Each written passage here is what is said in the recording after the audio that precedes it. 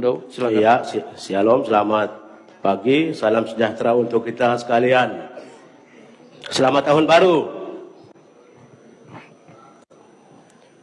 Di sini dari saya ada beberapa poin yang saya mau sampaikan. Yang pertama, menyangkut di sini pidato Ketua DPR RI. Di dalamnya sambutan-sambutannya bagus. Di sini menyangkut kemanusiaan kita yang kita masukkan di dalam sini, di dalam pidato DPR RI, yaitu yang pertama di sini menyangkut kemarin banjir di Jakarta dan sebagainya beberapa wilayah Jakarta. Di sini saya Papua kok disingkirin begitu.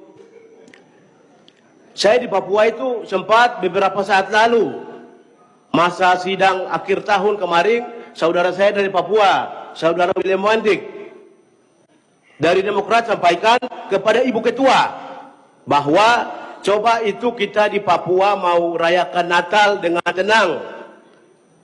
Jadi kalau bisa militer yang sedang merajalela di Papua ditarik agar supaya kita Nasrani juga mau melakukan ibadah perayaan Natal dengan damai dan tenang. Tetapi sampai sekarang saya melihat masih merajalela di sana. Saya sampaikan begini karena saya tahu, saya Papua, saya tahu Papua. Saya orang asli Papua, saya tahu Papua. Makanya saya sampaikan di tempat yang terhormat ini bahwa tolong coba lalu Ibu Ketua sempat sampaikan bahwa pernyataan dari Pak William Wandik, Ibu Ketua jawabnya iya, nanti kita lanjutkan ke Komisi 2. Apakah itu sudah atau belum? Sudah diteruskan ke Komisi 2 atau belum? Sebab saya Papua, saya juga Indonesia, Pak. Saya juga Indonesia, saya juga mau menikmati tenangnya Indonesia, tenangnya di bawah perlindungan negara saya, di bawah orang tua saya. Presiden orang tua saya, DPR orang tua saya. Saya juga mau butuh pelukan dari seorang orang tua. Tapi kok saya disisikan seperti seorang teroris? Saya bukan teroris. Saya tahu, memang saya hitam, saya keriting, saya badaki begini, tetapi hati saya putih. Yang paling suka mengasihi itu saya orang Papua. Anda hitam, Anda putih, tapi saya mengasihimu.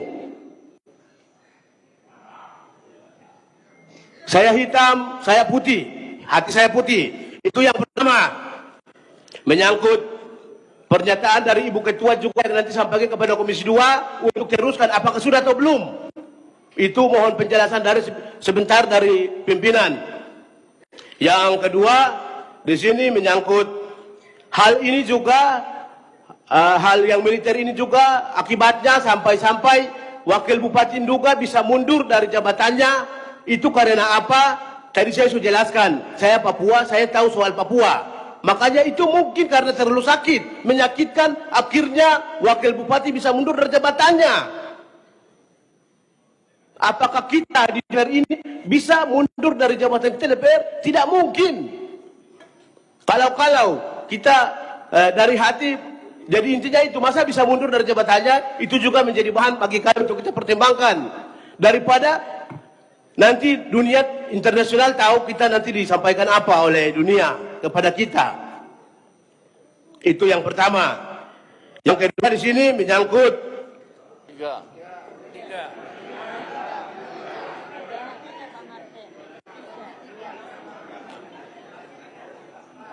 iya, baik, terima kasih.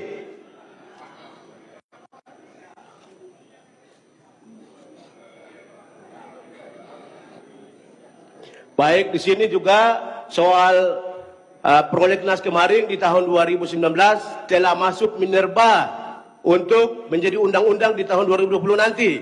Saya Papua, saya kaya akan alam. Indonesia, Sabang sampai Merauke, saya kaya akan alam. Kalau bisa kita mengingat juga untuk cucu kita ke depan, anak cucu kita ke depan. Kalau kekayaan alam kita habis, kemana mereka nanti?